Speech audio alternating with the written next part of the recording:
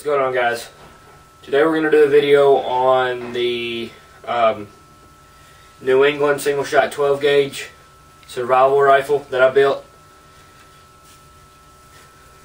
First of all, let's get this out of the way. This is not an SHTF or WROL assault rifle.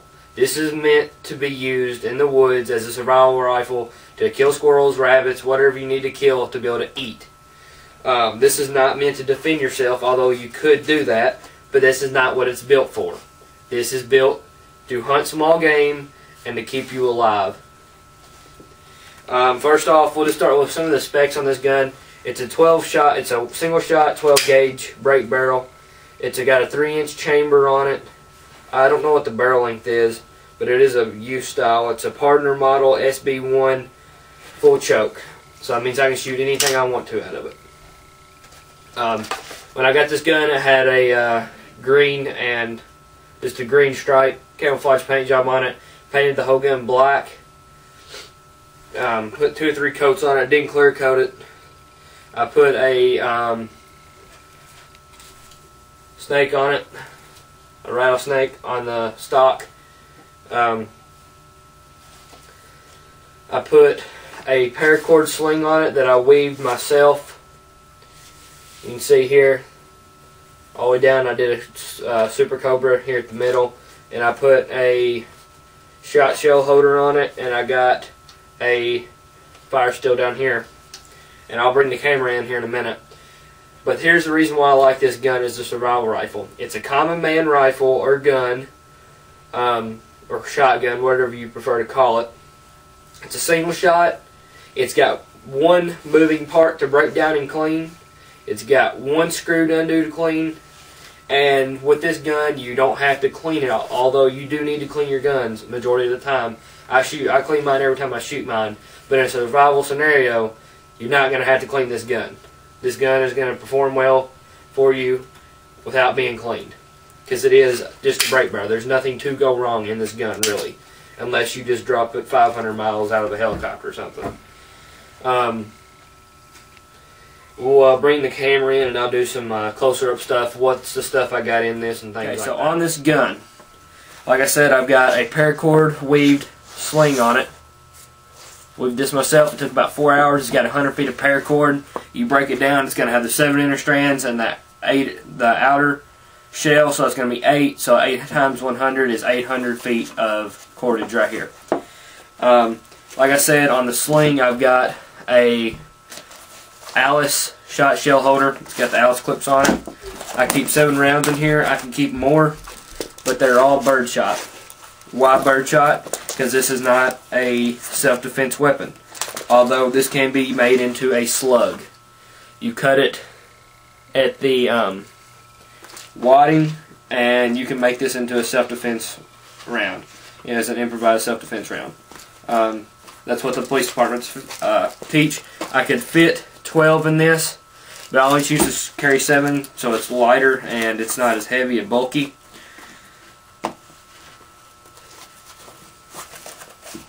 That's in that. That's on the sling. Also on the sling, I'm having trouble with this. I will, when this video, since I'm going to take this off this video, I'm going to put a piece of Gorilla Tape around it. I didn't want to do it for the video because I would have to rewrap it. So I'm just going to show you how it would be. It would be closed like this. This is a Ultimate Survival Technology Sparky. And I'm going to show you here, and I'm going to unwrap it. Try to pull this up to the camera a little bit more. That's one thing I need to do for this table is I need to get clamps for the side of it. So you can see here, this is the Sparky. It's just wrapped on here with paracord, OD green paracord. This sling is OD in black. You can see it's just wrapped on there.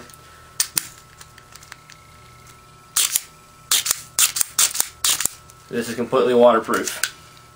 So it's not going to matter if it's on the outside. Like I said, that's wrapped on with a piece of paracord. I'm going to put that back on with a piece of Gorilla Tape wrapped around it to keep that slide down, keep the ferrocerium down. I had to drill a hole in the stock to be able to put my sling through. And on the other end, I could have put a hole through here for the sling, but I wanted to move my sling up So I actually wrapped the barrel with paracord to give myself, if I didn't want to hold it in the traditional fashion like this, I wanted to get it up front with it a Saucely style and try to get, if I'm standing, a lot more stable platform that way. It is a lot stabler if you keep your arms out as far as you can to keep that end of that barrel from wobbling. As you can see, paracord wrapped. I've got it on the bottom here. You can see a little bit of white. That is a little bit of white out from putting the tip on this that I accidentally dropped, and I never really scraped it off, but there's just, I did scrape some of it off. You can still see a little bit. Not much though. It actually shows up a lot more on camera than what I can see in person. And then just right here I've got some Gorilla tape. That's on the barrel. Like I said, it is a 3-inch chamber. It is unloaded. And this is self-ejecting, meaning when you break the gun open, it does eject the shell out for you. You don't have to take it out like a lot of guns. Alright, so in the stock of this, right here, all I have to do is, if I don't have my multi-tool on me, all I gotta do is find a stick and or something flat to sharpen, or sharpened to undo this. It would be pretty simple to undo this. Some type of rock or something. This screw just comes out.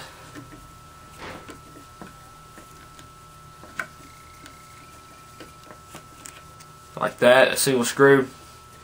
Then I'm going to fold this over. I've got one cotton ball. If I can get it out. 2 water purification tablets. 1, 2, 3 more rounds of 12 gauge. So I got a total of 10 birdshot hunting rounds. And that's all in stock. Now, let's talk about for a second. Actually, I'm going to slide this back in here and you can see how this works.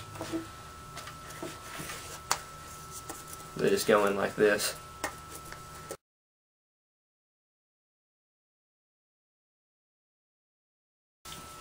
Okay, so now we're going to talk about how easy this gun breaks down. This gun is so easy to break down, I can do it on camera without having to do a bunch of editing crap. All I'm going to do is take this one screw out. If you had to, you can clean this in the field with sand and water, or a creek, if you had to. If you had some oil on you, it'd be best, but you know, if you don't have oil, it wouldn't be the best thing to do, unless you have some sort of tallow that you made out of animal fat. You wouldn't probably want to clean this in the field with sand and water. So this fore-end comes off. You're going to break your gun down, and it's just going to come out just like that. There's your barrel. There's your action and trigger. That's all there is to this. That's all. This is as far as you can go when it comes to breaking down this gun. Then to put it back together, you're just going to slide this in, snap it back into place, put your fore-end back on, push it up into place, find my screw, put my screw back in,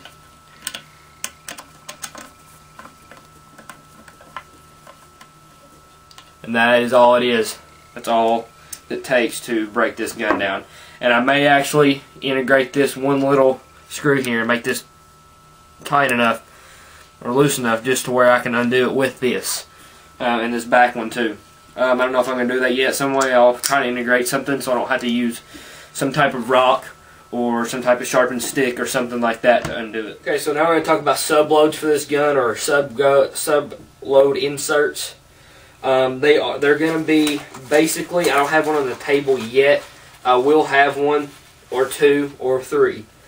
Basically all they are is there's the exact same size of, I believe, a 3-inch set shell, which is going to be like your regular high brass buckshot or turkey load.